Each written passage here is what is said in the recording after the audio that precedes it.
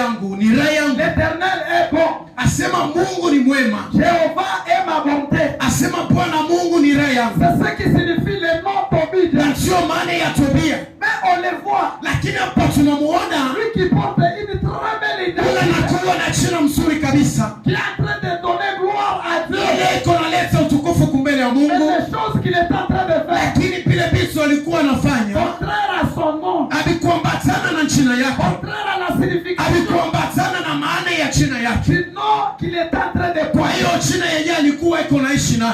porter un nom quelconque. Asema lakini jina nyingine tu. Porter un nom quelconque comme on m'appelle Nsenga. Kuwa na jina nyingine On m'appelle tofauti. pasteur. Anakuwa mchungaji. Amen, amen. Amen. Il y a plusieurs personnes Kunakuwa pasu wa mingi qui ont déjà porté des noms. bamesha kubeba hiyo majina yao. Et les noms-là ont un sens Na hiyo majina inakuwa na tafsiri. symbolique Asema tafsiri dans la fulani vie chrétienne. mu maisha ya Mais Kikristo. en réalité, Lakini kwa ukweli tu les noms ne signifient pas ce qu'ils font. asema jina iulete mapasho ya mzuri. Plusieurs chrétiens dans des églises Wakristo wengi ndani ya makanisa ils sont en train de vivre les contraires wanakuwa beko naishi tofauti du sens véritable de leur nom. kenye kuachana na majina yabo. Ils vivent les contraires Asema banaishi ya de kuachana. la signification réelle Asema na matokeo ya jina yake. des fonctions bien grades qu'ils ont dans des Asema hiyo yenyewe matua wanakuwa nayo makanisa. Plusieurs on les appelle des bishops. Pengine wanabaita mabishopi. Mais en réalité, Lakini kwa ukweli tu les fruits qu'ils donnent, matunda wanakuwa natoa. les fruits qu'ils sont en train de produire, Matunda wanakuwa beko natoa. ne reflètent pas réellement Lakini aioneshe kwa ukweli qu'ils tu. sont des bishops, Asema ni watumishi wa Mungu. qu'ils sont des servants. Asema wako watumishi wa Mungu. Plusieurs dans des églises, Asema wengi katika kanisa on les appelle des choristes. wanawaita waimbaji. Mais en réalité, Lakini kwa ukweli leur nom-là majina yao ya ne waimbaji correspondent pas hayambatane tu aux œuvres qu'ils sont en train de hayo faire, matendo wako nafanya. aux fruits,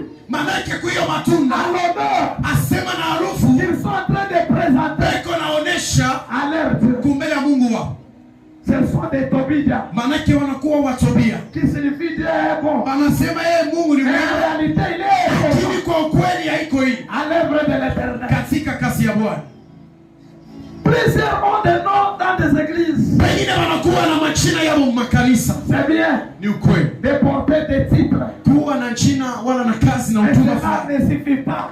Lakini hiyo haitoshi. Ce qui suffit devant Dieu, Ile inakuwa ya maana c'est kumbele ya le degré Mungu. de notre foi. Manake ni hatua ya imani yetu C'est la qualité des œuvres que nous sommes en train de les na faire. matokeo ya hiyo kazi tuko natoa. Tu dois te poser des questions. Unapaswa kujiswali.